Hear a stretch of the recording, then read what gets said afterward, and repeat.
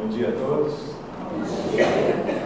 Vamos fazer uma prece inicial, né, aproveitando essa música aí que ajudou a acalmar aí os sentimentos. Vamos unir em pensamentos ao Pai, agradecendo por este encontro nessa manhã, em que tantas almas aqui reunidas poderão refletir sobre o tema que será desenvolvido pelo nosso palestrante convidado, diálogo fraterno, um tema tão importante em nossas vidas, não apenas no trabalho, na casa espírita, mas também como uma ferramenta para a relação com o próximo de uma forma fraternal. Que os bons espíritos enviados pelo Senhor estejam aqui juntamente conosco, nos auxiliando a melhor compreender este assunto e melhor assimilar isso em nossa prática diária, em benefício do nosso autoaprimoramento e no auxílio aos nossos semelhantes. Que o nosso palestrante seja bem incluído em sua fala e que tenhamos uma manhã bastante produtiva e harmoniosa nesta casa. Assim seja.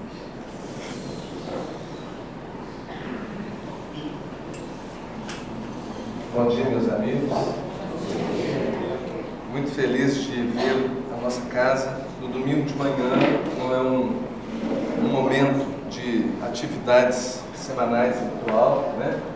E com tanta alegria, então nós queremos dar as boas-vindas a todos. Bom dia para todos e dizer da nossa alegria de recebermos aqui também na comunidade, além do Marlon, que vem de tão longe, abrindo mão do seu conforto do fim de semana, nem dominical, né, Marlon? Mas desde sexta-feira ele está aqui conosco, companheiros de outras casas que vêm também participar. O atendimento fraterno é uma atividade muito importante na nossa casa, em constante processo de treinamento dentro das nossas capacidades, e é também pela porta do atendimento fraterno que nós recebemos as pessoas, muitas pessoas que chegam à nossa casa em dores do corpo, dores da alma. E esse atendimento que acontece aqui às segundas-feiras, coordenado pelo José Henrique, toda a sua equipe, né, na vice-presidência aqui de atividades mediúnicas que o Rafael coordena, continua nas reuniões mediúnicas, nas reuniões de terapia fluídica, e sempre o diálogo fraterno é a base, é a essência do nosso trabalho. Então, daí a grande importância de nós termos um seminário hoje sobre esse assunto. O Marlon, que vem nos brindar, é autor desse livro, que tem o nome do seminário. Ele é um psicólogo de formação, ele é presidente do Centro Espírita, onde ele atua em Curitiba.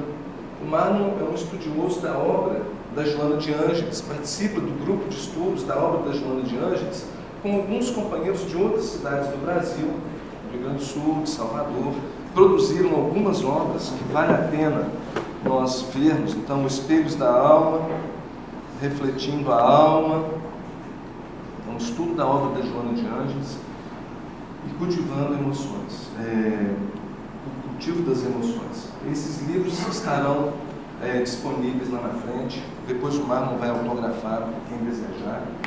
E então nós queríamos, sem delonga, né, passar a palavra para o Marlon e desejar um bom proveito, né, para todos nós. Nós vamos fazer um intervalo por volta de 10h30, 15 para as 11. Né? Então vamos fazer um intervalo e depois vamos nos estender até meio-dia e meia. Meio-dia, ok. Obrigado. Deixa eu passar por aqui.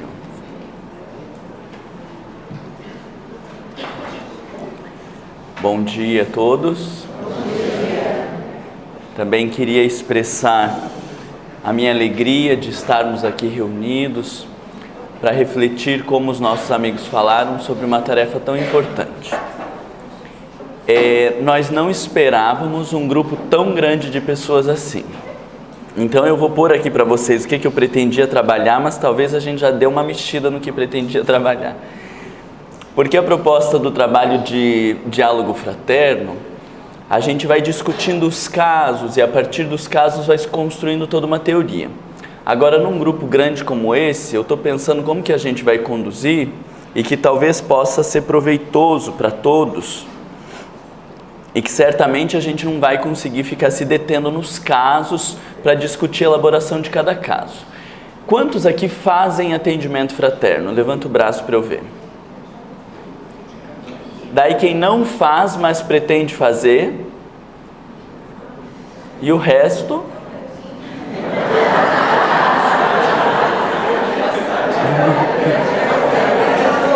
O que faz aqui? O resto são atendidos que vieram ver se fizeram certo o atendimento com eles, é isso? Bom, então eu vou fazer uma contextualização maior que talvez possa ser útil e depois a gente se atém à programação e aí a gente vai discutindo. Porque de um jeito ou de outro, veja, nós escrevemos um livro e o trabalho de atendimento fraterno a gente estuda há mais ou menos 15 anos e viemos construindo algumas ideias e obviamente não vai ser em 3 horas que a gente vai conseguir dialogar tudo o que nós conseguimos pensar, organizar até aqui. E na medida que eu vou dando esses cursos por vários outros estados, a gente vai tendo mais experiência, vendo outros casos e não vai ter como eu trazer para vocês tudo que eu estudei em 3 horas. Então eu vou trazer uma fatia das coisas que eu estudei e obviamente a fatia que eu vou trazer talvez a gente precise ir conversando para que seja o mais interessante para vocês. Mas agora me ocorre de falar de quando eu comecei a estudar sobre o atendimento fraterno nesse período atrás, porque fazia parte da regional, não sei se aqui vocês chamam de URIS também, as regionais, CRE. Lá no nosso CRE, a gente fazia parte da direção e nós estávamos questionando a situação de uma casa espírita que estava sendo processada por conta do atendimento fraterno. Era um caso de um homem que era homossexual, foi procurar o atendimento fraterno e ele saiu de lá com 10 passos de como não ser homossexual. E aí o que eu digo, só faltava a pessoa pôr o CNPJ da casa, o endereço para já iniciar o processo, né? Porque obviamente uma situação constrangedora dessa. E eu fiquei a partir daquilo ali muito pensativo do quanto aquele caso ele representava talvez uma realidade silenciosa das coisas que acontecem nas salas de atendimento fraterno, que não são supervisionadas, que não são discutidas, mas de quanta besteira poderia acontecer num atendimento fraterno. E não digo besteira num sentido mal intencionado, não digo besteira num sentido de pessoas zombeteiras que estejam fazendo atendimento fraterno, mas besteiras enquanto ignorância daquilo que eu não conheço, daquilo que eu não tenho domínio, daquilo que eu não entendo, e com uma boa vontade acredito que estou ajudando, como me passa, a ideia de que aquele sujeito, quando estabeleceu 10 passos de como não ser homossexual, ele também acreditou que ele estava contribuindo para a vida de alguém, orientando um ser humano, sem ter consciência de que ali estavam presentes os seus preconceitos, as suas questões pessoais, interferindo num trabalho. Então nós conseguimos enxergar o preconceito, porque hoje nós já temos claro, há mais de 2 décadas, que a homossexualidade não é uma doença, já temos uma ótima fundamentação na doutrina espírita, explicando o tema, e para a gente fica claro que isso é uma questão muito particular.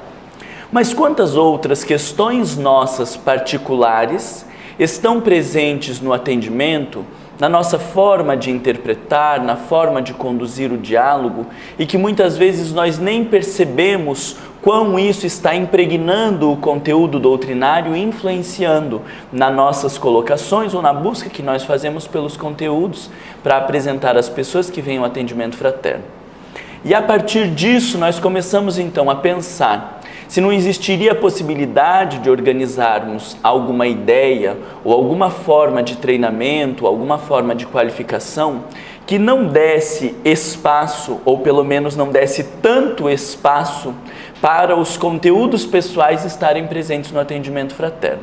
Essa acabou sendo a nossa maior preocupação, e o que nós desenvolvemos no livro acaba, em especial, se situando em torno disso, dos cuidados que nós deveríamos ter para não permitir, ou para que o mínimo possível dos nossos conteúdos pessoais interferissem no atendimento.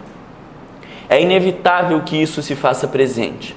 Veja que na psicologia, quando nós temos um diálogo também aberto com as pessoas, embora haja toda uma formação de 5, 6 anos, às vezes 8 anos que a gente passa em formação para fazer atendimento no consultório, mesmo assim, existindo uma técnica e toda uma teoria que fundamenta aquele atendimento, os psicólogos são orientados a fazer supervisão.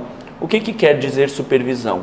Eu tenho 10 anos de formado, então eu faço supervisão com uma senhora que tem 40 anos de formada e que já tem uma grande experiência no atendimento na abordagem junguiana, e eu discuto com ela alguns casos que eu atendo para que ela me ajude a perceber aonde os meus conteúdos sombrios e pessoais estão interferindo no atendimento ao paciente.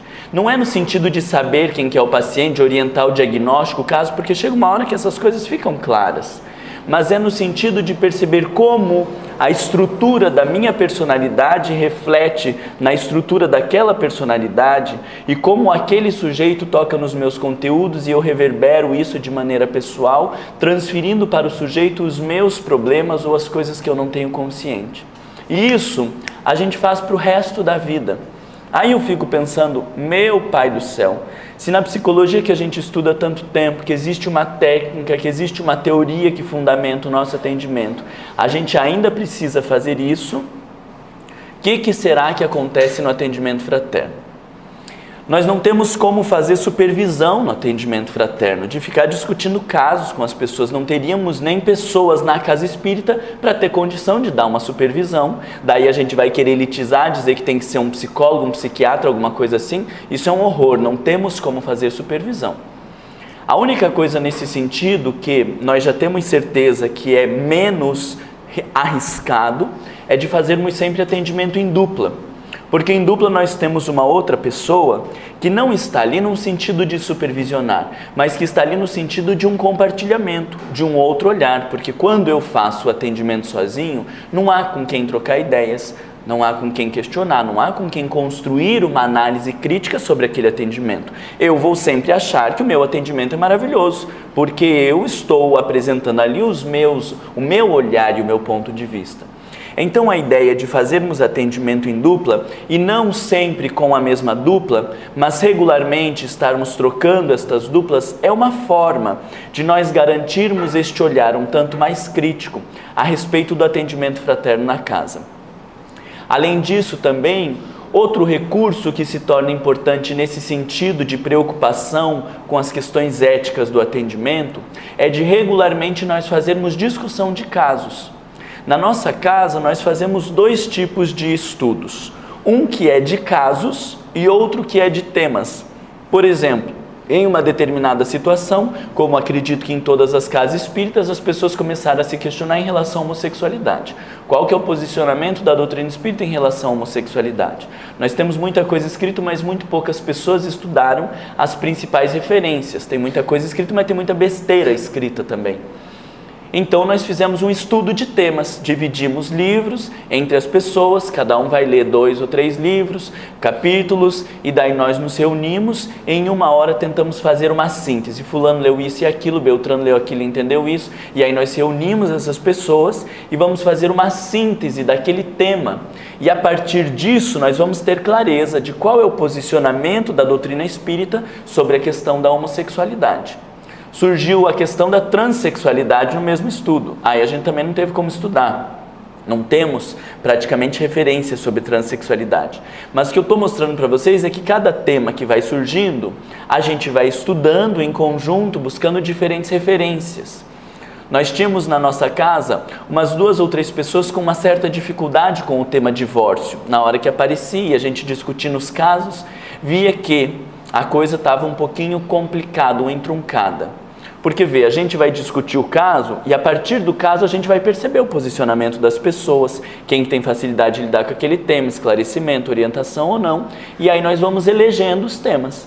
E aí teve um dia que nós fomos discutir divórcio, um pega o texto lá do Evangelho, outro pega o do Raul, outro pega veredo familiar, tal, vamos todo mundo ler, e daí em 1 hora nós tentamos fazer uma síntese, com a ideia de que, a partir daquela reunião, quando surgir o tema divórcio, nós acreditamos que as pessoas vão ter o mesmo posicionamento, porque não é possível conceber a ideia de que nós aqui, tendo uma equipe de 10 duplas, se o sujeito pegar uma dupla A, ele vai sair com umas orientações. Se ele pegar B, ele vai sair com orientações completamente diferentes. E se ele pegar C, ele vai sair com...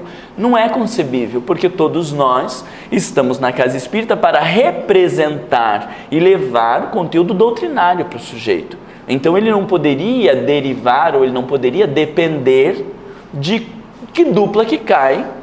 E ainda há quem vai dizer, mas o plano espiritual que encaminha para saber aquela dupla naquela semana, né? Como daí vai ajudar ou às vezes vai atrapalhar. Não é possível a gente pensar dessa maneira. Então, a gente vai se construindo como atendente e se construindo como equipe ao longo dos anos. Porque a gente lá estuda uma vez por mês, ou um tema, ou um caso. Uma vez por mês fala, meu Deus do céu, mas no final do ano vai dar uns 4 temas, 5 temas, ou 5 casos que a gente vai discutir. Se a gente pensar em um ano, isso é muito pouco. Mas se a gente pensar numa equipe, ao longo de 10 anos, nós vamos ter discutido em profundidade talvez 50 casos, 50 temas. Quantos temas de verdade você já se especializou para atender, para saber os conteúdos doutrinários mais importantes? A gente não tem esse hábito de se aprofundar. Nós vamos estudando as coisas que vão aparecendo, nós vamos lendo, mas não temos o hábito de estudar temáticas. Por exemplo, vamos estudar a questão do divórcio, vamos estudar a questão de filhos deficientes. Quem acaba estudando é quem faz palestra ou quem coordena grupos de estudos. Quem aqui que faz palestra e coordena grupos de estudos? Levanta o braço para dar uma olhadinha. Nossa, só isso? Muito pouca gente. Não é crítica, mas me assustei porque eu achei que ia ter um monte de gente. Por que eu estou falando isso? Porque quando eu vou fazer uma palestra sobre filhos deficientes, eu vou estudar um monte de coisas sobre filhos deficientes e vou ter um apanhado teórico sobre filhos deficientes. Quando eu vou estudar sobre dependência química ou coordenar um estudo sobre dependência química, eu vou fazer um estudo e vou buscar várias referências. Isso vai construindo o atendente fraterno. Porque no dia que chega alguém dizendo de um filho dependente químico, como eu fiz a palestra ou coordenei lá determinado estudo, eu vou fazendo esse apanhado, eu vou conseguindo trazer aquele conteúdo doutrinário para o sujeito. Agora, quando eu não tenho este apanhado teórico, o que eu vou trazer ali para a pessoa? Pontos de vista. O que eu vou trazer para o sujeito? A minha forma de ver. E ainda aqueles que digam, mas quando a gente tem um filho dependente químico, é muito mais fácil de atender. Se você leu sobre dependência química, talvez sim, mas é muito mais difícil de atender alguém quando toca nos nossos temas. Porque a tendência, então, de eu trazer os meus conteúdos para aquela relação é quase que imediata. Se eu vivi um processo depressivo, e alguém vem com depressão, eu vou me colocar como referência a essa pessoa. E se eu tive uma cota de boa vontade, porque a gente não consegue enxergar o que aconteceu dentro da gente, mas se eu acho que com uma cota de boa vontade eu consegui lidar com aquilo ali, eu vou dizer, olha, mas você precisa ter boa vontade, você precisa se animar, você precisa ter força de vontade, você vai conseguir sair dessa depressão. E às vezes você tem ali na sua frente um sujeito com um problema de tireoide, e que enquanto não equilibrar o funcionamento da tireoide, não vai sair da depressão, não interessa a cota de boa vontade que tenha, porque tem ali um comprometimento orgânico. Agora, se você teve o problema de tireoide e melhorou, quando a pessoa chega a descrever na depressão, você vai dizer, mas você já fez exame de tireoide? Porque você já está pensando que todo mundo, então, que deprimiu tem um problema de tireoide. Ou se você teve depressão por decorrência de um processo obsessivo, é natural que qualquer coisa... Porque a gente vai se colocando como referência.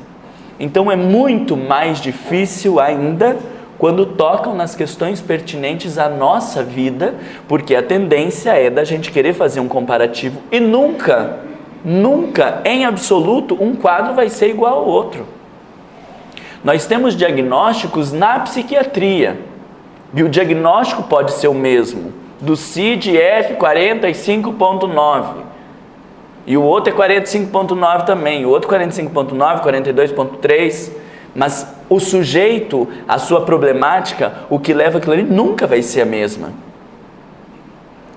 Então, vocês entendem como delicado é o atendimento fraterno nesse sentido? E por que eu estou falando que a gente precisa ter estudos teóricos? Porque a partir desses estudos é que a gente vai trazer os conteúdos para as pessoas, e esta formação teórica ela não se dá a curto prazo. Então eu estava falando da dificuldade de fazer atendimento fraterno, e diria que a equipe de atendimento fraterno numa casa espírita é a equipe que mais dá trabalho para montar, e que mais vai dar trabalho para manter bem. Porque depende de um número de estudos e de reflexões maior do que qualquer outra tarefa na casa espírita. E qual é o desespero? Na hora que vem o sujeito para eu fazer o atendimento, qual que é o tema que ele vai trazer para mim nessa semana? Essa semana é o tema alcoolismo, é assim que acontece? Daí vem a gente com o alcoolismo. Semana que vem é compulsão sexual, daí a gente se prepara e vai para a compulsão sexual? Não tem. Para fazer uma palestra, eu estudo sobre o tema, eu leio, me preparo, vou lá e faço a palestra. Para coordenar um estudo, a mesma coisa. Eu me debruço sobre os textos, vou lá e coordeno o estudo. Pensando em relação ao atendimento fraterno, fazer palestra e estudo é muito fácil. Até porque é algo expositivo, a gente fica com o microfone, a gente não deixa as outras pessoas falar, né? E vai falando. Se quiser pode levantar o braço, que se eu não quiser eu não dou a palavra, e aí eu falo tudo, acabou o horário e vamos embora. E no atendimento fraterno? A gente ali exposto, a pessoa olha para a nossa cara e diz, o que eu faço agora?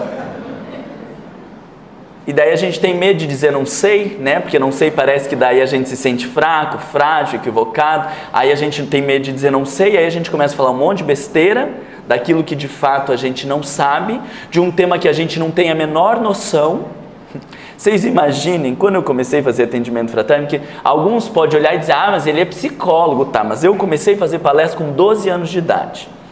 Aí eu fazia palestras e tinham pessoas que diziam, eu quero conversar com aquele menino. Era um atendimento fraterno. Um bando de casas espíritas loucas e desequilibradas que ninguém chegava para mim e dizia, Marlon, você tem um curso de atendimento fraterno? Você tem noção do que é atendimento fraterno? Não, as pessoas diziam, olha, o pessoal quer conversar com você. Aí eu ia lá e às vezes ficava fazendo atendimento fraterno nas casas, atendia 1, 2, 3, às vezes até às 11 horas da noite, tinha casas que eu ficava fazendo atendimento fraterno, sem a menor noção do que eu estava fazendo ali.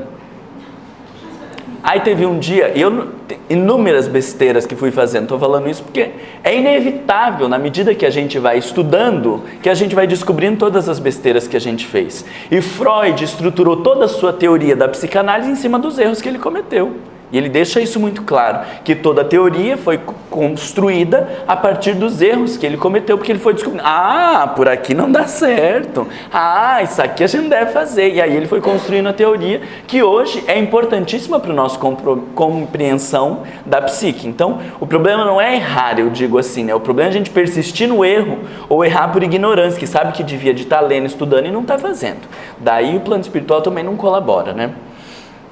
Mas daí estava eu lá tinha feito uma palestra, era sobre morte de entes queridos, um dia especial de finados, que a gente estava trabalhando, tal. Chegou um senhor e disse, eu queria conversar com aquele menino. A mulher já tinha feito atendimento fraterno.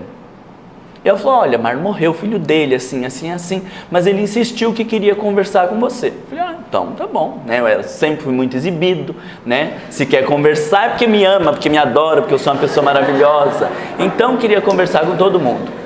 Aí fui conversar com fulano, aí ele disse, olha, eu conversei com a mulher, eu tinha um problema lá que morreu meu filho, mas não é nada disso o meu problema que eu queria conversar com você.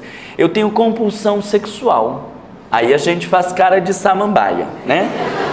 Você tem que cuidar que não pode nem levantar a sobrancelha. Que se você levantar a sobrancelha, a pessoa já vai se sentir, né, alguma coisa errada eu falei. Então a gente continua olhando e a pessoa diz, eu matei 3 pessoas. E aí você sempre com a cara de samambaia para não afetar a pessoa à sua frente. Aí ele disse, eu tenho compulsão sexual. Eu disse, como assim? Ah, eu faço sexo com a minha mulher e depois eu preciso me masturbar 6, 8, às vezes 10 vezes na mesma noite. E por que o senhor procurou o atendimento fraterno? Né? A gente mantém sempre a linha assim, de estou sabendo tudo o que está acontecendo. E por que o senhor procurou o atendimento fraterno? Ah, porque eu queria que você me dissesse o que eu faço com isso. Eu sei que isso é um transtorno, depois de fazer sexo e masturbar 6, 8, 10 vezes, eu sei que isso é um transtorno, e o que eu faço com isso? O que faz? O que faz uma pessoa se masturbar 10 vezes depois de ter uma relação sexual? Não tem a menor noção do que faz. Nem como psicólogo eu tenho a menor noção do que faz, porque eu nunca vi um outro caso como esse.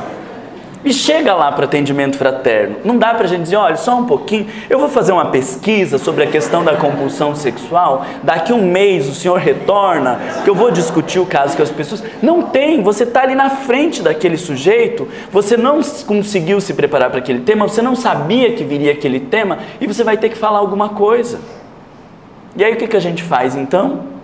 Para de fazer atendimento fraterno, é isso? Porque eu não quero que vá pesando para você dizer, meu Deus do céu, né? Eu queria fazer atendimento fraterno, fiz seminário lá com o Marlon, decidi que não é para mim isso.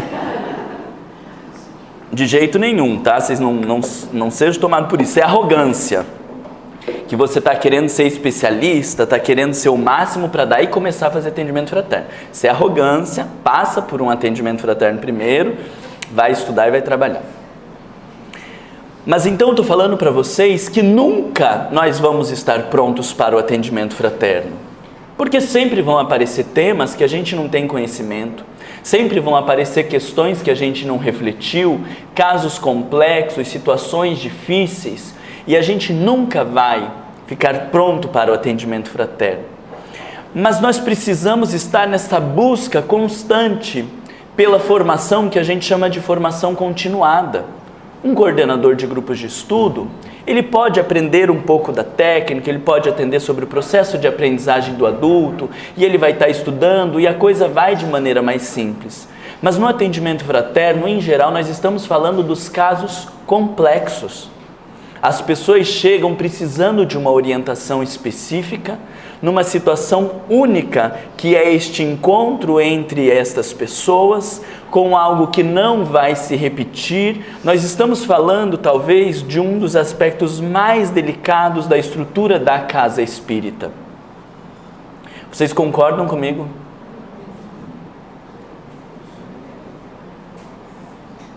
E óbvio que em 3 horas vocês só vão ficar mais inquietos com as coisas que eu estou falando, porque eu não vou trazer respostas para vocês. Deixa eu aproveitar aqui, já que nós não seguimos essa programação, e mostrar para vocês aqui um material que eu construí.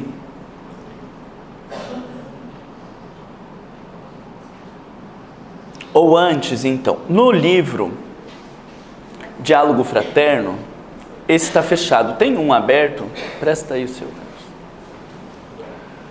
No nosso livro Diálogo Fraterno, então primeiro só para falar uma coisa bem legal que tem aqui, lá no início do livro, agora eu já nem lembro onde que está, aqui, na página 39 do livro, nós temos uma mensagem de Manuel Flamengo de Miranda. É um texto que ele escreveu em 2013 sobre atendimento fraterno, que eu já tinha lido, e quando eu escrevi o livro sobre atendimento fraterno, eu conversei com o Divaldo, falei que estava escrevendo o livro, falei, olha, será que Manuel Flamengo de Miranda não aceitaria, assim, publicar? Porque a mensagem estava perdida, né? E na internet a gente não pode confiar em tudo que chega. Chega a mensagem de Divaldo Pereira Franco, você vai conversar com o homem, não foi ele que falou, está mexida, a mensagem adulterada, então a gente não pode confiar nessas mensagens que chegam. E aí eu pedi para Manuel Flamengo de Miranda, e Manuel Flamengo de Miranda aceitou de publicar a mensagem aqui no livro. Então existe uma mensagem ali, interessantíssima, sobre atendimento fraterno.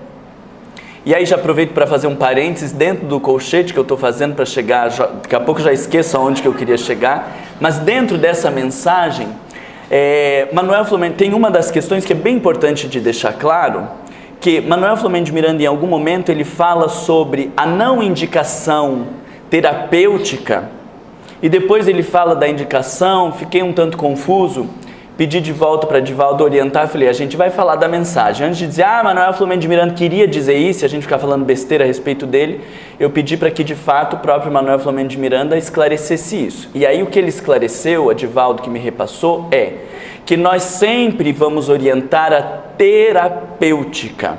Precisa de psicoterapia, precisa de psiquiatra, precisa de um clínico, precisa de fono, sei lá, neurologista, qualquer coisa, mas não o profissional. Vocês têm aqui na Casa Espírita um psicólogo? Lá na nossa Casa Espírita a gente já tem um combinado, as pessoas estão proibidas de indicar o Marlon como psicólogo. Porque quando eu estou lá na Casa Espírita, eu não sou psicólogo. Eu sou presidente da Casa Espírita, tenho uma ótima relação com a maioria das pessoas naquela casa. Mas quem pode garantir qual é a qualidade do meu trabalho como psicólogo? Eu posso ser um ótimo presidente de casa, nem sei se sou, mas as pessoas mantêm lá. Posso ser um ótimo presidente de casa, mas posso ser um péssimo psicólogo. Posso ser uma pessoa bem legal no relacionamento, mas ser um péssimo profissional. Como nós não temos como avaliar a capacidade profissional de cada um, o Centro Espírita não pode se responsabilizar por indicar profissionais. E mesmo que hoje viesse alguém e dissesse que o Marlon é um ótimo profissional, mas daqui 2 anos eu continuo sendo um ótimo profissional, ou daqui 2 anos eu posso estar obsediado, louco, varrido, ninguém sabe, e a Casa Espírita continua indicando o Marlon como profissional, atrapalhando a vida daquelas pessoas que depois vão dizer que aquele psicólogo do Centro Espírita acabou com a vida dele. A Casa Espírita não pode se comprometer com isso, mas tem que se comprometer em estimular as pessoas a procurarem as terapêuticas, porque a Casa Espírita não vai dar conta destas questões que são da ordem da saúde mental, que são da ordem da saúde física, e a gente não tem como dar conta de tudo isso. Então só estou falando isso porque tem muita gente que daí lê a mensagem e depois me escreve dizendo, Marlon, mas não me que dizer isso, daí eu já estou falando para vocês, não precisam nem me escrever, daí se ficar com dúvida, tá? Aí lá no livro, bem para frente, que a gente chama de interpretação doutrinária. Depois eu posso voltar ao percurso para explicar como que a gente chega na interpretação doutrinária. Mas dentro disso tudo que eu estou falando, eu quero trazer isso aqui para vocês. Chega um momento no atendimento que a gente vai fazer uma interpretação doutrinária. Ou seja, a gente vai trazer o conteúdo da doutrina espírita para a vida daquele sujeito. Mas como que eu vou trazer o conteúdo da doutrina espírita para a vida daquele sujeito se eu não tiver esse conteúdo da doutrina espírita? Então é aí que a gente traz o que a gente acha ou o que a gente pensa. Para cada tema que surge no atendimento, eu deveria ter algumas leituras e já deveria ter feito alguma síntese desses temas para trazer para aquela pessoa. No exemplo simples do divórcio, o que a doutrina espírita pensa sobre o divórcio? Será que se eu fizer essa pergunta, nós estamos aqui em um monte de pessoas, será que se eu fizer essa pergunta, nós vamos ter a mesma resposta de todos nós? Quantos que já se separaram e acharam que foi uma maravilha se separar? Em especial tem umas mulheres que se separam, né? Tava lá gorda, feia, acabada, se separa, emagrece, troca as roupas, guarda-roupa inteiro, fica bonita, leve. A gente diz, meu Deus, o que aconteceu com a fulana? Se separou, acredita, né? A pessoa fica melhor do que estava, o homem às vezes se acaba, fica pior. Aí esta mulher, que depois que ela se separou, ficou linda, maravilhosa, rejuvenesceu em 5 anos, está ótima, emagreceu. Vem uma mulher gorda, feia, acabada, destruída, depressiva, dizendo mal do seu relacionamento.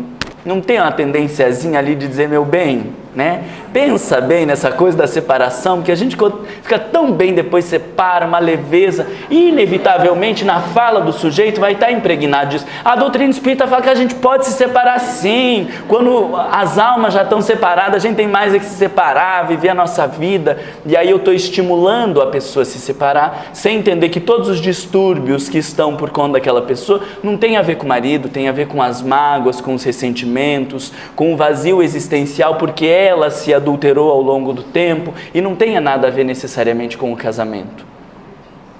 Agora, se nós pegamos uma outra pessoa extremamente conservadora, que era louca para se separar, mas não se separou porque não tinha coragem, ou porque tinha medo de errar, de ter que voltar com o mesmo marido na próxima encarnação, essas besteiras aí que a gente ouve.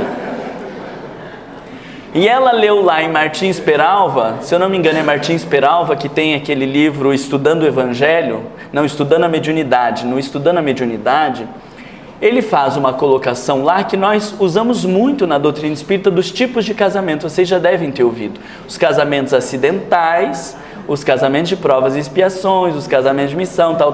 Tem aquilo lá que todo mundo gosta de usar.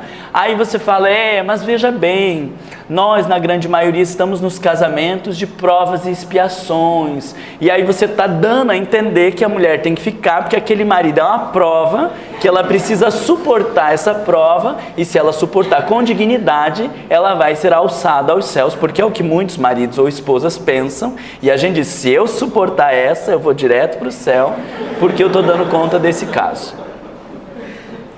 Mas talvez seja um casamento acidental.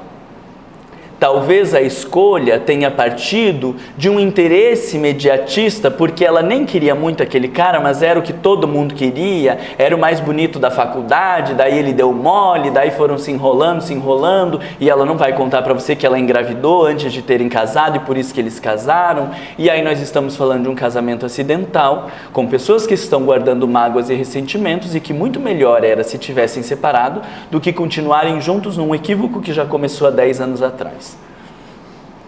Qual tipo de casamento nós estamos falando nesse caso que veio? A gente não sabe. Missionário a gente sabe que não é, né? Mas assim, a gente não sabe. E aí uma pessoa mais conservadora, inevitavelmente vai trazer a lógica da aprovação, do suportar aquele marido, do dar conta e tal.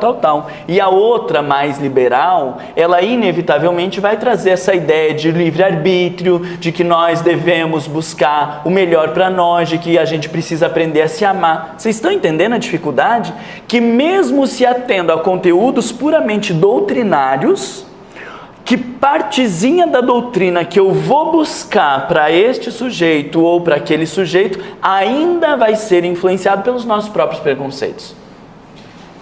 Mesmo citando o Evangelho, a gente ainda corre o risco de ser preconceituoso e de trazer os conteúdos pessoais, porque o conteúdo pessoal vai estar na forma como eu, ou em qual aspecto da doutrina eu vou buscar para trazer, mesmo citando. Com PowerPoint, ipsis literis ali, eu ainda posso ser preconceituoso. Vocês estão entendendo que drama que é esse?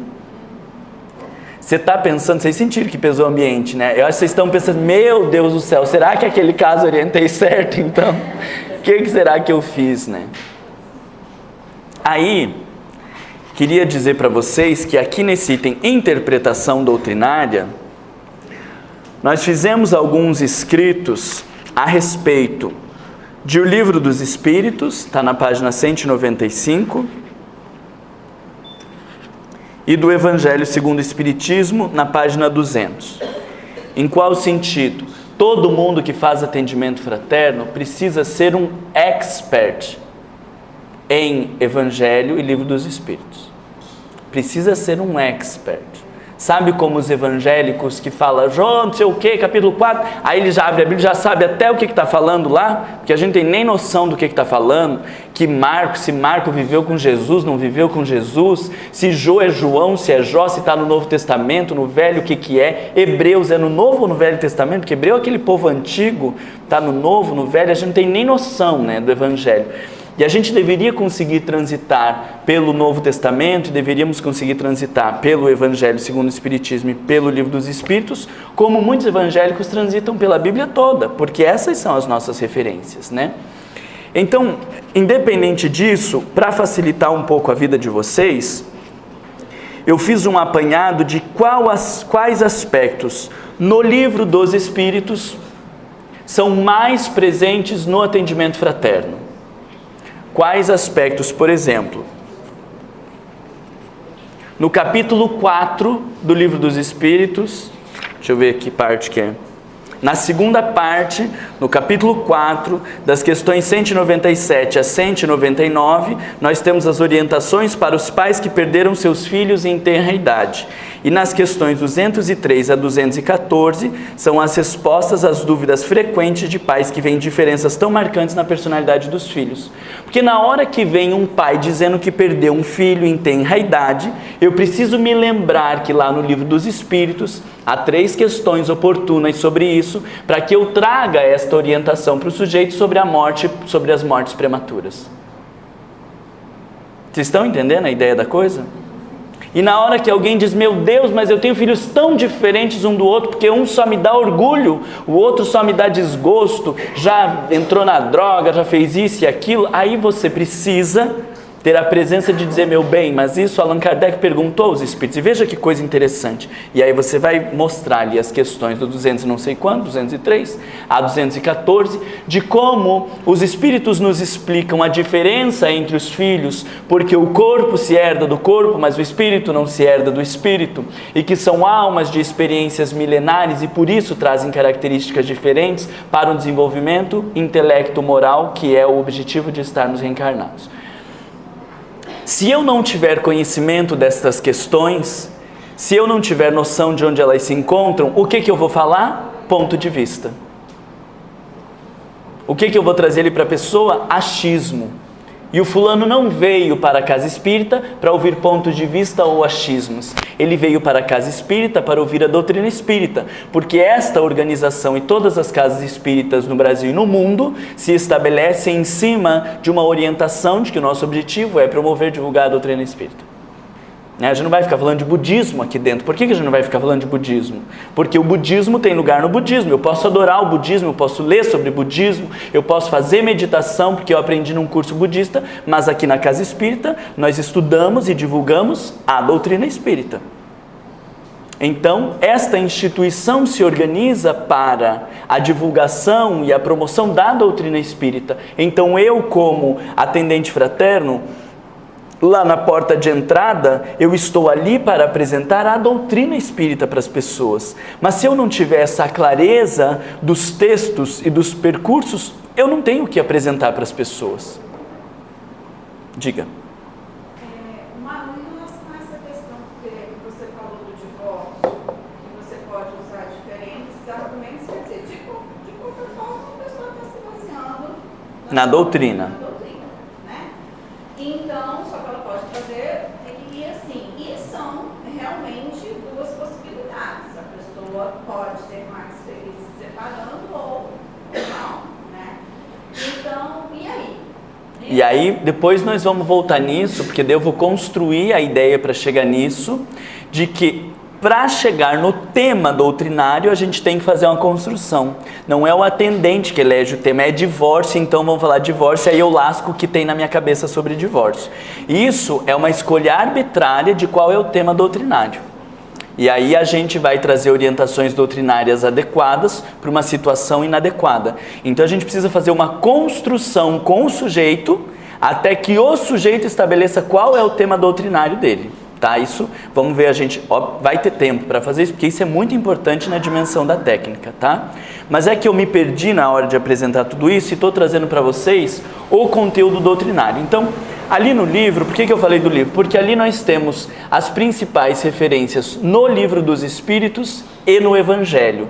E aqui eu quero apresentar para vocês as referências em especial em André Luiz e Joana de Ângeles. Isso é de um Vadimé que eu estou fazendo, mas já mostro. Na nossa casa espírita, a sugestão ou a orientação para os atendentes fraternos é de que eles vão para o atendimento com o seu Livro dos Espíritos e com o seu Evangelho, com as suas anotações, com todas aquelas etiquetinhas do lado, com um monte de coisa, porque na hora do atendimento a gente precisa saber aonde que estão as coisas para abrir, ler e mostrar para a pessoa onde que está. Porque no dia que você consegue fazer um atendimento dessa forma, e o dia que você traz aquelas respostas ou aquelas questões que esclarecem o sujeito, inevitavelmente ele vai dizer: que livro é esse?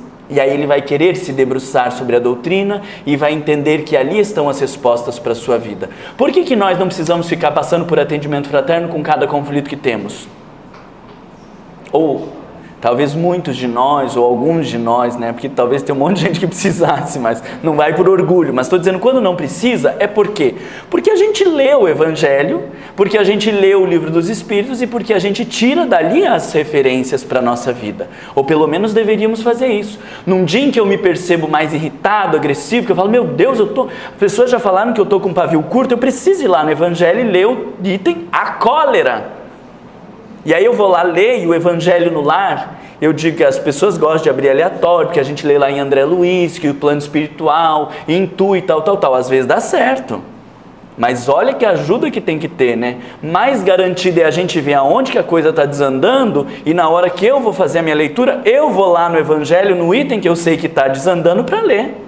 Na hora que eu estou vivendo o problema da ingratidão, na hora que eu estou vivendo a questão da caridade, ou da riqueza, ou da pobreza, eu vou lá no Evangelho para ler essas questões e buscar dali orientação. Porque quando eu estou num período mais enraivecido e vou lá ler a cólera, e aí eu leio lá que está falando do orgulho ferido, de quão pequenas são as coisas que a gente reage com cólera por conta de não admitir tal, isso é uma verdadeira terapêutica que nós fazemos a partir do Evangelho.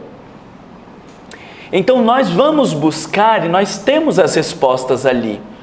O sujeito que vem para o atendimento fraterno não sabe aonde encontrar suas respostas. E eu não posso dar a entender para ele que eu sou o manancial de respostas.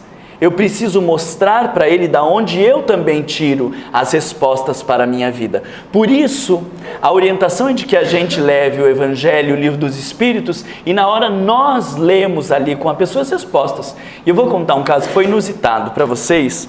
De um atendimento, não era eu o dia que estava na escala, mas não lembro se a pessoa tinha faltado, o que aconteceu. Eu sei que eu fui para a sala de atendimento fraterno, sem o meu Livro dos Espíritos e sem o meu Evangelho.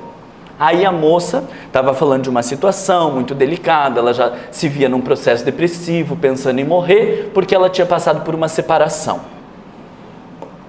Aí eu falei, meu Deus do céu, né? E aí vai para lá, construímos o tema da questão das dores, das dificuldades, e ela dizia a dificuldade de suportar essas dores, e aí eu lembrei, no Evangelho, capítulo 5, Bem-aventurados aflitos. Esse a gente tem que quase decorar. Não adianta decorar, porque se decorar não faz parte da nossa vida, mas de quase decorar no sentido de saber, de todos os itens que estão ali, porque se a gente tiver um bom domínio do capítulo 5 do Evangelho, a gente enquadra a maioria dos casos de fraterno, né? E aí eu lembrava que tinha um item lá no capítulo 5, Bem-aventurados os aflitos, sobre loucura e suicídio. Eu falei, meu Deus, esse item é perfeito, cadê o meu Evangelho agora, que já tinha lá a marquinha, né? Eu peguei o Evangelho que tínhamos ali na casa e abri. Aonde que eu abri? Loucura e suicídio. Aí eu falei para ela, olha que coisa boa, né? Não precisamos nem gastar tempo. Aí lemos os 2 primeiros parágrafos ali que falava da questão do quanto a gente precisa viver essa tal da paciência, da resignação, mas que não é uma resignação burra, é da forma diferente de interpretar a vida. Daí trouxemos qual é a forma diferente que a doutrina tem de interpretar a vida. Inevitavelmente, a menina saindo dali vai dizer, mas que livro que é esse? Esse é o Evangelho. É referência para as nossas condutas na nossa vida, e aí a gente aproveita e já dá um Evangelho para a pessoa ali, a gente tem uns Evangelhos de bolso, a gente já faz uma dedicatória da casa, já dá para a pessoa, e eu tenho certeza que aquela moça saiu dali e ela ia ler sobre esse Evangelho para buscar ali as orientações para a sua vida. Se o Marlon fala um monte de coisas bonitas para ela, explica, ela sai dali adorando, quando ela tiver o próximo problema, quem que ela vai procurar? O Marlon, porque o Marlon é a pessoa maravilhosa que orientou um monte de coisas na vida dela. E isso pode até me satisfazer egoicamente. Vocês concordam comigo? Para a gente que tem um complexo de inferioridade, para a gente que não se sente eficiente lá na educação dos filhos, o trabalho não está aquela maravilha, o salário, a gente viu um monte de colega crescendo financeiramente, a gente não cresceu. Aí você está se sentindo uma porcaria. Fazer um bom trabalho de fraterno para as pessoas virem te procurar é uma compensação maravilhosa, não é? É ou não é? Fala pra mim. É. Imagina que naquele dia tinha 4 pessoas para falar comigo no fraterno. Meu Deus, isso me faz me sentir mais importante que qualquer coisa. Aí a gente vai se enfiando no centro espírita, porque no centro espírita a gente é valorizado. foge de casa, onde a gente não é valorizado, às vezes não é nem respeitado minimamente, e aí vai para o centro espírita, de segunda a segunda, trabalhar no centro espírita achando que está fazendo transformação moral. Não, está só compensando os complexos que não foram lidados, que não foram trabalhados, não está transformando nada, só está adiando um problema que deveria lidar agora. Triste isso, né? Vocês não tinham pensado que às vezes a gente vem para o centro espírita para compensar a vida pessoal que está ruim? Aí eu queria trazer para vocês referências complementares. Olha bem, complementares. Complementar quer dizer que vai complementar o quê? O Evangelho e o Livro dos Espíritos, tá? Esse aqui, ó. Calma, é só um exemplo para vocês verem quantas coisas tem. Vocês podem baixar, se vocês quiserem, nesse site aqui, ó, www.secre, que é Sociedade Espírita claudioreis.com.br.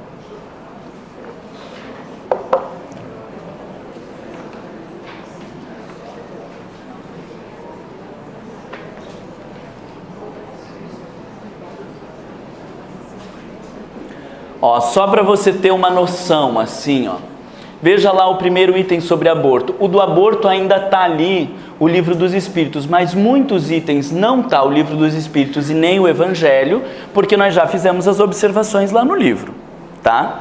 Então, aborto, nós temos ali no Livro dos Espíritos, vocês estão acompanhando a primeira linha? Só para a primeira linha, assim, ó, tem um negócio azul, daí tem um risco branco, é aqui. Evangelho segundo o Esde, no livro Sexo e Consciência de Divaldo Pereira Franco, capítulo 3, no livro Nosso Lar, capítulo 31, nós temos a descrição dos pontos negros na enfermeira que fazia abortos quando encarnada, no Missionários da Luz, capítulo 13, capítulo 14 e capítulo 15, no Mundo Maior, capítulo 10, um caso de aborto que terminou em processo obsessivo, nossa reação. Nós fomos pegando vários temas que parecem pertinentes ao atendimento fraterno e colocamos aqui algumas referências. Pelo amor de Deus, isso não são todas as referências da doutrina espírita. Foram coisas que eu fui lendo e fui colocando ali. A gente chama isso de vade-mecum. Esse vade-mecum aqui tem 8 páginas. Nas linhas pequenininhas de Times New Roman Arial 10, eu acho que está aí, tem 8 páginas de termos que no dia que você chega em casa e diz, já dei conta de todas as minhas tarefas, e você tem a tentação de ir para a TV para assistir nada com nada, você vai lá, abre o vade-mecum e vai ler lá sobre ansiedade, porque tem um monte de gente chegando na casa espírita com problemas de ansiedade, e você vai lá pegar o Homem Integral, capítulo 1, item 2, Triunfo Pessoal, capítulo 8, todos que eu pus aqui, ó, 8.4, quer dizer, capítulo 8, item 4, porque tem vários itens lá dentro.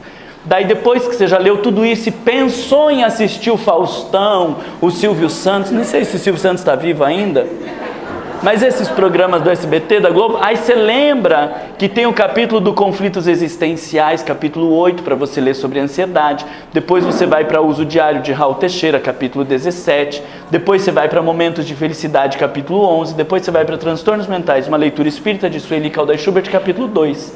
E depois, na semana que vem, que você de volta quer descansar, você vai descansar lendo coisas boas. E aí você vai ler Nosso Lar para descansar, você vai ler Missionários da Luz, você vai ler Os Mensageiros, aí você vai ler sobre isso, sobre aquilo, aquele outro, e devagar você vai se formando para o atendimento fraterno. As pessoas dizem, meu Deus do céu, mas como que você lê tudo isso aí? E como que você tem tempo de fazer todas essas coisas? Porque eu não fico assistindo televisão, eu não fico conversando, com as pessoas jogando conversa fora. Tem gente que você conversa, não serve para nada. Termina 2 horas de conversa e diz, o que me acrescentou essa conversa? Nada. Então as pessoas dizem, Mar, não tem tempo para tomar um café? Não. Tem outros que dizem, Mar, não tem tempo para tomar um café? Com certeza, que horas, me diga onde, porque são pessoas que vão me acrescentar. Então, se a gente conseguir organizar melhor o nosso tempo, do tanto que a gente joga fora, com Facebook, com WhatsApp, com conversinha, mas na novela tem história de vida, a gente aprende, ok, mas Emmanuel também tem história de vida, Manuel Flamengo de Miranda tem histórias de vida, e o mais legal é que tem a história de vida e depois tem a orientação doutrinária, porque todas as histórias de vida vêm com uma orientação doutrinária. Na novela tem história de vida que cada um faz a conclusão que quiser. Se a gente tirar 1 hora por dia e se dedicar à leitura todos os dias, vocês vão ver o quanto a mais que... mas eu já leio 1 hora por dia. Então leia 2. Já lê 2, leia 3. Mas se a gente se dedicar 1 hora por dia... Eu levei um susto desse quando Sandra Della Polla, não sei se vocês já ouviram falar de Sandra Della Polla, do Rio Grande do Sul. Ela diz que regularmente ela relia toda a série de André Luiz. Parei assim, falei, calma que tem alguma coisa errada na minha cabeça. Falei, você relê a série de André Luiz regularmente? Eu tento reler assim, 1 vez por ano. Cada 2 anos eu releio a série de André Luiz. Falei, calma que tem alguma coisa errada, né? Sei que a mulher trabalha um horror, que ela faz um monte de coisa, que ela é super atuante, que ela viaja. Falei, opa, tem alguma coisa errada. E daí a gente vai descobrindo que se a gente se dedicar 1 hora por dia, com o tempo que a gente gasta com um monte de coisas, vai chegar no final do mês, são 30 horas de leitura. Vai chegar no final do ano, a gente leu muitos textos. No fim de semana dá para ler mais do que 1 hora. Acorda um pouco mais cedo, ou vai dormir um pouco mais tarde. E aí ao longo de 1 ano, depois que você lê a quantidade de livros que você leu, você fala, meu Deus, esse negócio é muito legal. E aí a gente vai pegando gosto e vai estudando. Porque para fazer atendimento fraterno, precisa ter um repertório teórico muito mais profundo do que para fazer qualquer palestra ou grupo de estudo. Vocês já se convenceram disso, assim que eu estou falando? Mas eu estou cansado. Ok, daí quando a gente está cansado, que não consegue nem ficar com o olho aberto, aí você põe uma palestra da Haroldo Dutra Dias no YouTube e você ficou ouvindo. Quem que foi? Não lembro se foi aqui ou foi antes de eu vir aqui, que estava falando das aulas que tem lá no YouTube de Psicologia e Espiritismo, né? E aí... Falando, Mar, na hora a gente está fazendo comida, não sei o que, deixa lá, ouvindo lá a aula do YouTube de Psicologia e Espiritismo, e aí a gente vai aproveitando o nosso tempo. Porque, sem dúvida nenhuma, muito dos nossos quadros de ansiedade, de estresse, de vazio existencial, um percurso meio melancólico que a gente está fazendo, ele tem a ver com esse esvaziamento das coisas boas, das boas leituras, das boas reflexões. Você fica lendo a desgraceira de jornal, todos esses problemas que a gente tem no mundo, da política, da violência, isso vai deprimindo o ser humano. A gente não precisa viver alienado por completo, mas assim, a gente já viu que a coisa está horrorosa e pronto. Vai fazer alguma coisa? Se você for elaborar um projeto para lidar com a violência agora na comunidade, então vamos se afundar, vamos pesquisar, vamos ler, vamos se organizar e desenvolver um projeto. Mas a gente ficar se encharcando dessas notícias, dessas informações negativas, vai deprimindo qualquer ser humano. A gente vai desacreditando do ser humano. Então a gente vai se encharcando de coisas positivas, aprendendo mais, e isso vai refletir na condução do atendimento fraterno. Convenci vocês de que a gente precisa estudar bastante? Vocês têm alguma dúvida de que precisa? E só para vocês terem uma ideia, esse Vadmecum que eu passei para vocês tem 8 páginas, eu acho. O meu Vadmecum que eu não passo para vocês, que são todos os estudos que eu vou pôr de psicologia e espiritismo, tem 48 páginas de coisas que a gente vai lendo, estudando e vai colocando ali. Porque um dia vai fazer uma palestra, um dia vai cair no estudo alguma coisa, precisa daquela referência. Onde que tá ali. Então a gente também vai colocando, porque depois de 5 anos ou 10 anos que lê alguma coisa, eu não consigo, nem 2 meses depois que leu, vou lendo vários livros ao mesmo tempo, eu já não sei aonde que eu li o quê, né? Até aqui como que tá para vocês?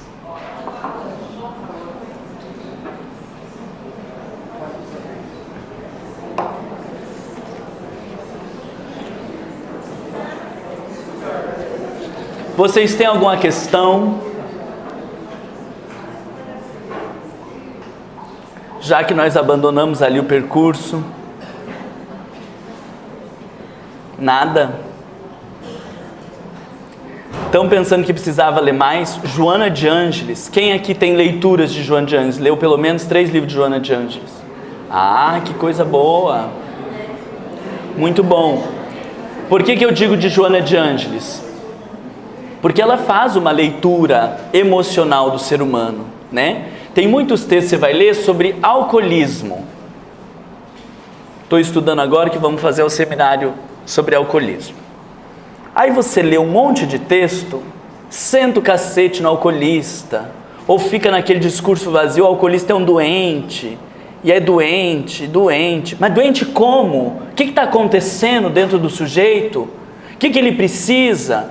Como que faz? Aí você pega a Joana de Ângeles lá, quando ela fala de alcoolismo, no livro Despertar do Espírito, e ela vai falar da relação da infância, a postura dos pais, a questão reencarnatória, quais são as necessidades emocionais do sujeito. Meu Deus do céu, são 4, 5 páginas que você lê, mas que na hora que você pensa numa situação, uma pessoa com alcoolismo, você tem uma segurança de para onde que as coisas precisam caminhar, que não tem dúvida. E às vezes você lê um romance que você leu lá 200 páginas sobre alcoolismo, falando, mas que você extrai de conteúdo profundo é muito pouco, muito pouco.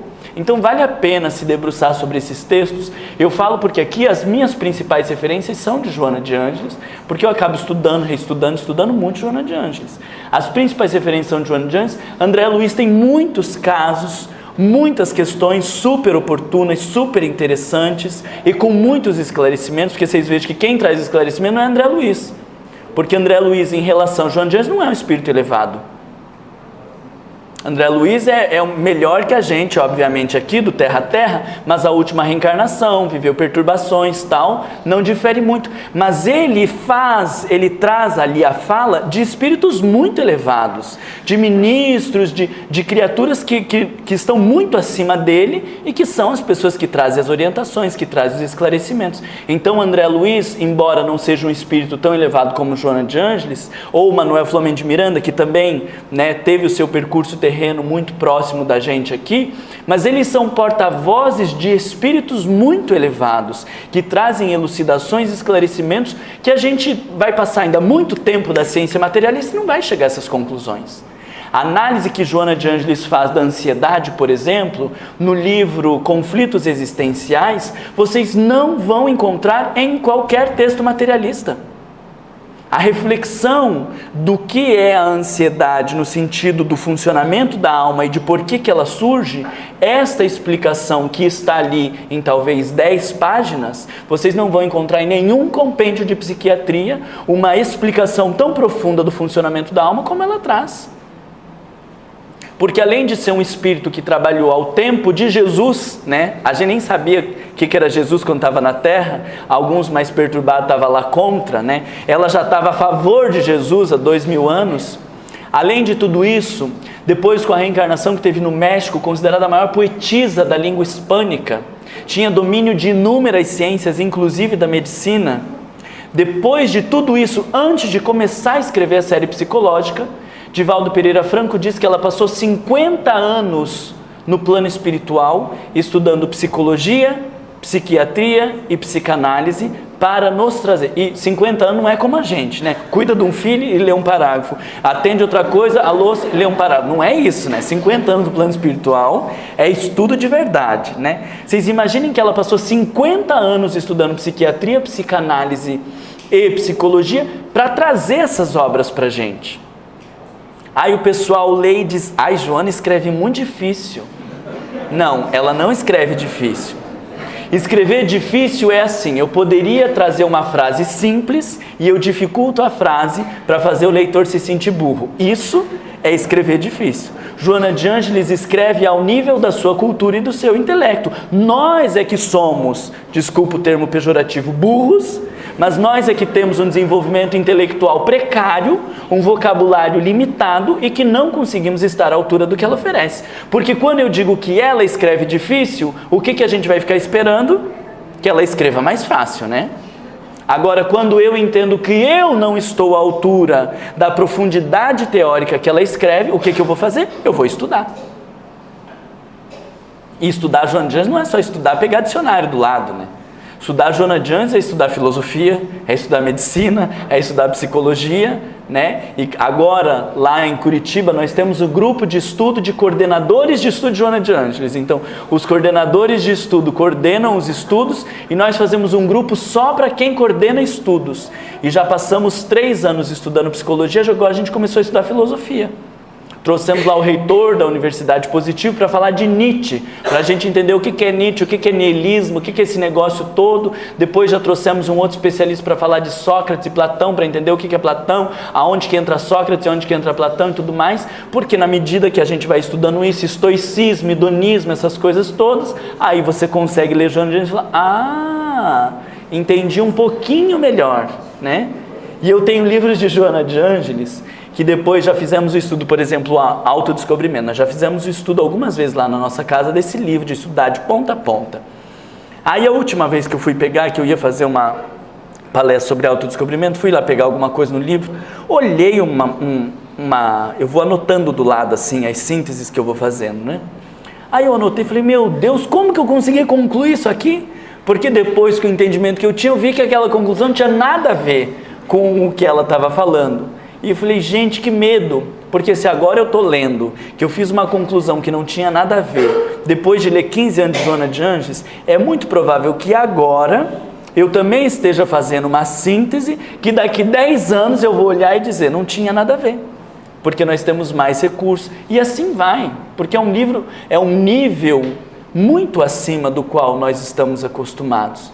Mas a gente vai lendo, relendo, e essas coisas elas vão fazendo parte da gente, né? O trabalhador de atendimento fraterno, eu já falei para vocês e reforço, a formação não se dá a curto prazo. A gente vai fazer uma formação de longo prazo, é como na psicoterapia, como na medicina, todos os profissionais da área da saúde, quanto mais tempo passa, mais legal vai ficando. Porque você já tem tanto conhecimento, você já tem tanta experiência, que aí você já tem um olhar tão mais afinado sobre a coisa, que mais legal vai ficando. E o atendimento fraterno também deveria ser assim. Passando os anos, a gente vai tendo um olhar mais apurado sobre o fenômeno humano e consegue compreender com um pouco mais de facilidade, né?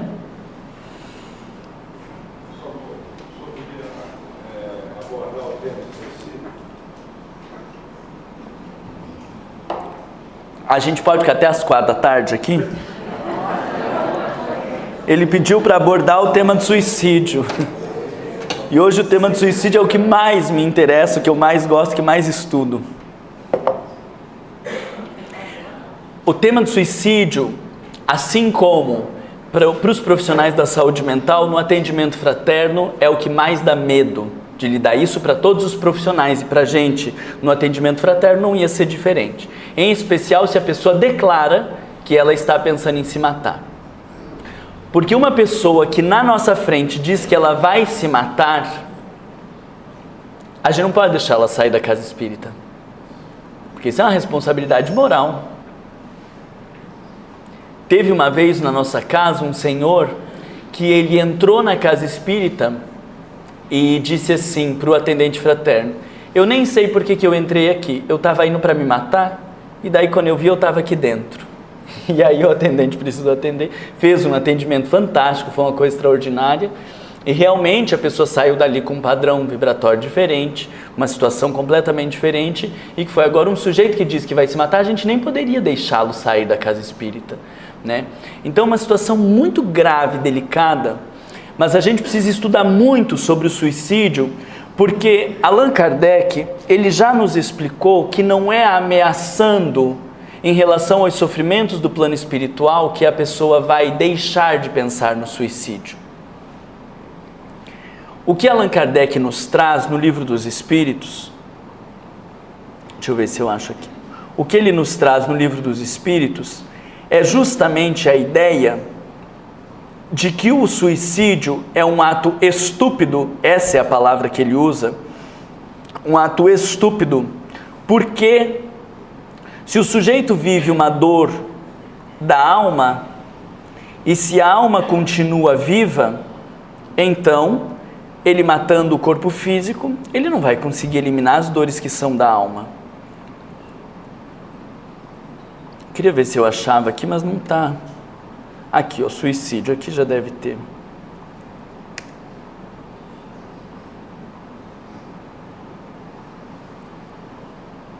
Olha que legal essa frase. Cesare Pavese. Nunca falta a ninguém uma boa razão para suicidar-se. Todos nós temos. Então, alguns vão cometer suicídio pela forma de lidar e outros não, né? O que a gente vai entendendo que o que determina o suicídio não é ter uma cota de problemas na vida, mas é como eu vou viver esses problemas, né? Olha aqui. Ao Espiritismo estava reservado demonstrar pelo exemplo dos que sucumbiram que o suicídio não é uma falta somente por constituir infração de uma lei moral, consideração de pouco peso para certos indivíduos. Dizer que é um pecado, dizer que é errado, que vai para o inferno, tem pouco peso para certos indivíduos, mas também um ato estúpido, pois que nada ganha quem o pratica. Antes, o contrário é o que se dá, como nolo ensinam, não a teoria, porém os fatos que eles nos põem sob as vistas. Então, o suicídio eu compreendo, eu concluo que é a temática social que Allan Kardec mais se debruçou. Vocês vão ver ao longo de todas as obras que ele fala de muitos conceitos doutrinários e se dedica sobre algumas temáticas. Os órfãos, a separação, a riqueza e a pobreza. Tem várias temáticas sociais que ele vai trazendo a relação com a doutrina espírita. E no meu entendimento, o suicídio é o tema que ele mais estuda.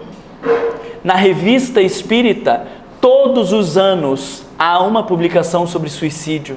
E há anos em que existe, ao longo das 12 publicações, 4 que têm algum texto sobre suicídio. No Céu e Inferno nós temos um capítulo específico só sobre os casos de suicidas. No Livro dos Espíritos nós temos as questões sobre suicídio, no Evangelho, no Céu e Inferno. Então é uma temática que Allan Kardec se debruçou muito e que nós precisamos ter muito mais conhecimento, porque o que a gente sabe falar é que vai para o Vale dos Suicidas, é que vai para o umbral, que vai sofrer. E isso não faz com que as pessoas parem de pensar em suicídio. Lembro uma vez no hospital psiquiátrico, uma mulher já tinha passado pelo atendimento fraterno. No hospital psiquiátrico a gente tinha atendimento fraterno porque era um hospital espírita, eu era psicólogo do hospital.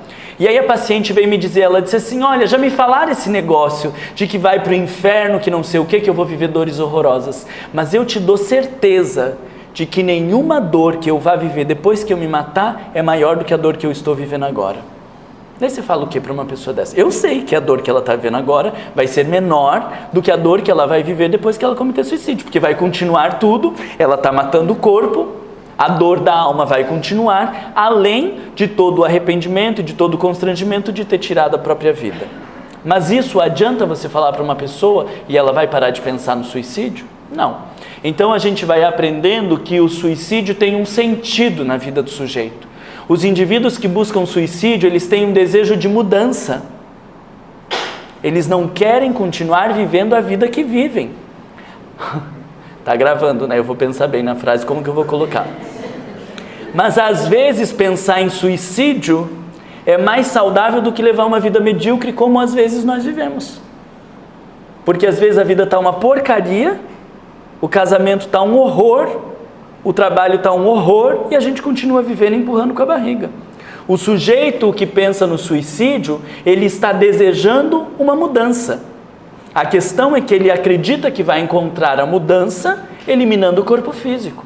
E nós precisamos lhe motivar a encontrar a mudança construindo uma vida nova a médio e longo prazo. Nós precisamos lhe motivar a construir uma mudança compreendendo de onde viemos e para onde vamos. É só uma questão de direção, mas tem ali muitas vezes um desejo de vida diferente da vida que ele vive. E a gente dizer não se mate, não pense assim, é jogar um balde de água fria no fogo que está surgindo e que talvez leve o sujeito a uma mudança. Então a gente não ajuda o indivíduo dizendo não se mate ou não faça assim ou você vai para o inferno. A gente precisa ensiná-lo a traduzir o desejo de morte que ele quer materializar no corpo como um desejo de morte que precisa viver em relação às estruturas psicológicas para que possa surgir um novo ser. Eu, que era um homem machão que me colocava acima dos outros, fui traído pela minha mulher. E agora, aquele machão precisa morrer para nascer um outro homem mais acessível, mais cavalheiro, mais tolerante, mais amoroso. Ele não precisa matar o corpo físico, ele precisa entender que o desejo de morte é de matar aquela imagem de homem todo-poderoso para que possa surgir um homem mais acessível e até encantador na vida dele. Então nós ajudamos o sujeito a não literalizar o desejo de morte, para que ele entenda que ele está matando estruturas da personalidade para que possam surgir outros aspectos. Se a gente diz, não pense isso, a gente está matando aquilo que deveria lhe ajudar a construir um ser novo. Então o suicídio é um aspecto super delicado. A gente não consegue fazer esse enquadramento no atendimento fraterno, né? Obviamente não consegue. Isso que eu trouxe para vocês é um percurso que a gente faz da psicoterapia, de profissionais especializados, mas sem dúvida nenhuma, se nós tivéssemos na nossa casa espírita grupos que conseguissem trabalhar este tema, nós poderíamos ajudar as pessoas muito mais do que nós ajudamos. E o que me move a falar isso é justamente porque Kardec tanto se debruçou sobre o espiritismo, sobre o suicídio, dizendo que ao espiritismo estava reservado uma tarefa em relação ao suicídio, no tempo em que os dados de suicídio eram muito pequenos.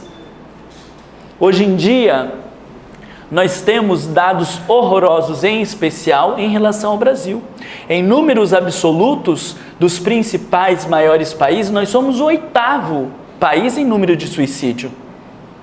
No mundo, a cada 40 segundos uma pessoa comete suicídio.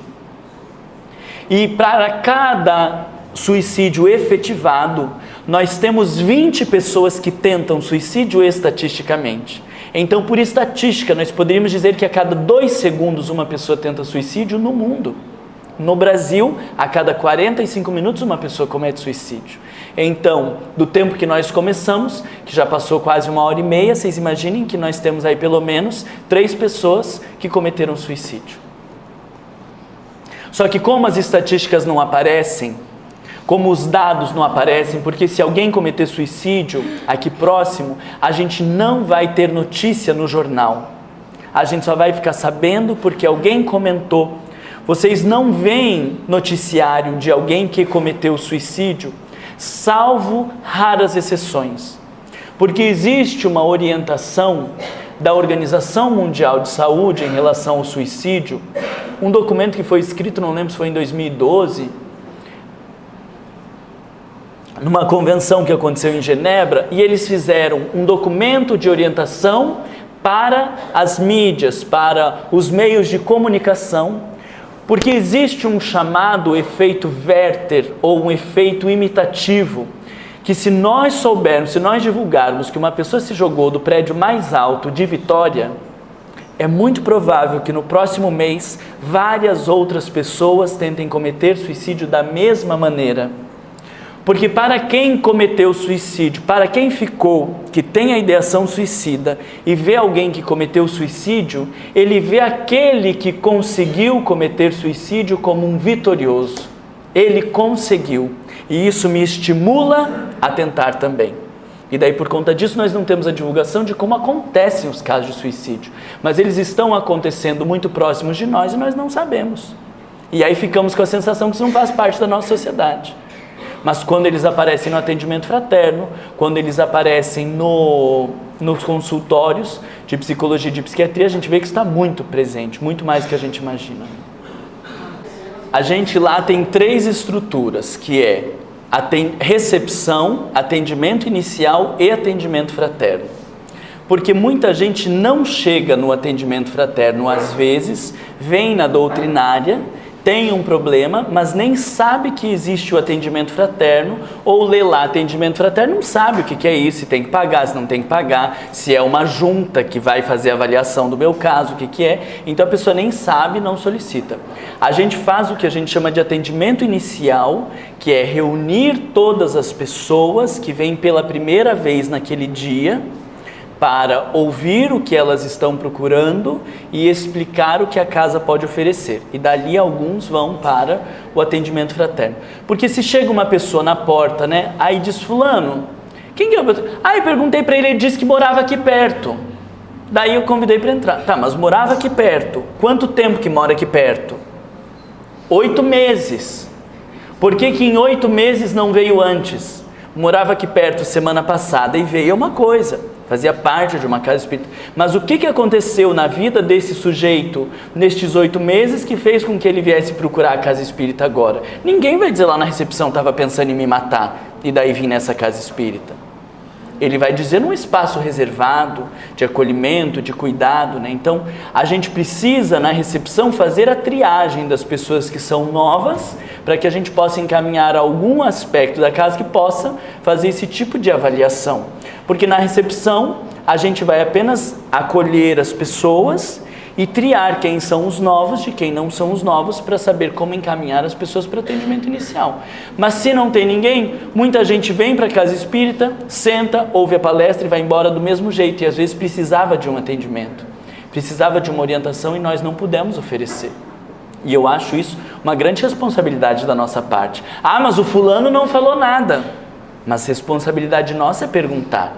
Se a gente pergunta, oferecendo um espaço respeitoso e mesmo assim o fulano não fala, tudo bem, daí é uma questão particular. Mas se a gente oferece um espaço respeitoso, se a gente oferece atenção, pergunta e ele fala, aí nós vamos ter que atender essa pessoa.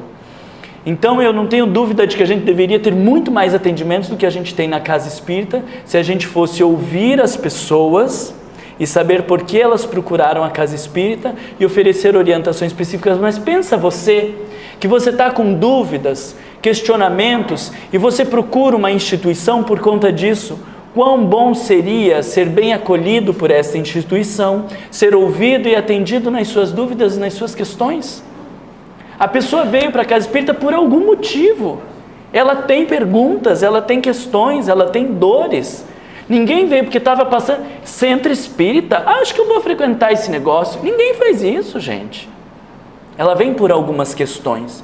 E nós deixamos as pessoas entrarem na nossa casa espírita, não estou falando num sentido possessivo, mas porque todos nós precisamos nos sentir responsáveis pela instituição que nós estamos, né? A gente deixa a pessoa entrar na casa espírita e não olha na cara dela, não pergunta, às vezes dá um bom dia, dá uma boa tarde, achando que isso está ótimo. Mas se coloca você no lugar daquela pessoa com dúvidas ou com dramas, não precisa ser querendo se matar, mas você tem dúvidas, você veio para a casa espírita porque você queria saber aquele negócio lá do seu filho, se pode ser um problema mesmo, se não pode, o que é, você tem questões que te trouxeram para uma instituição. Você vai para o grupo de estudo, não estou dizendo que o grupo de estudo não funciona, mas o grupo de estudo não consegue responder as questões das pessoas. Período anterior ao cristianismo, depois surge o cristianismo, ninguém consegue falar direito de Jesus na nossa vida, fica lá na história, no não sei o que, raio desvio, mesa girante, o sujeito já cometeu suicídio depois do 6º encontro, porque precisava falar de outros aspectos. Então o atendimento fraterno, ele dá essa amortizada com as demandas iniciais, com as principais dúvidas, com os principais esclarecimentos, depois vai para um grupo de evangelho, alguma coisa assim, para depois se aprofundar na doutrina. Se a gente não atender essa demanda inicial, o sujeito não fica na casa espírita.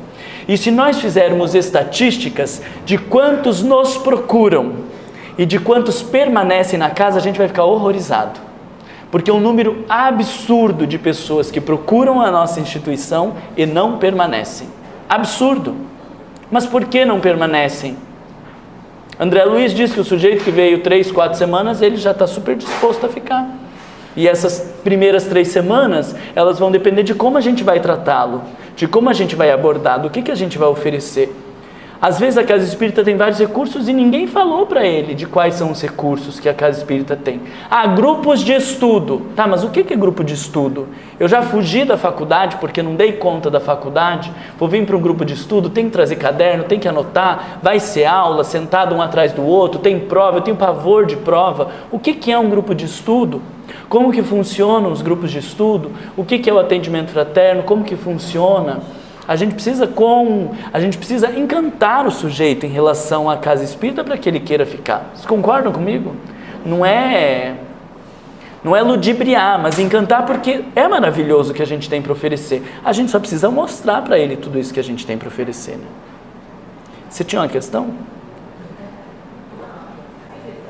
Também não sei o que passa. Ela estava falando de um caso de uma casa onde falaram para a pessoa que passou pelo atendimento fraterno procurar outra casa espírita por conta de afinidade com os médiuns e tudo mais, né? nós poderíamos fazer o intervalo agora, já que deu essa parada, e daí eu vou tentar trazer para vocês hoje alguns objetivos do atendimento fraterno que foram estabelecidos não por mim, aí é que é importante de ver, estabelecidos por Joana de Ângeles, Manuel Flamengo de Miranda, Divaldo Pereira Franco, que são importantes referências para nós. E daí, com os objetivos, nós vamos discutir a questão do enquadramento, da eleição do tema, para trazer daí o conhecimento doutrinário. 5 minutos, tá?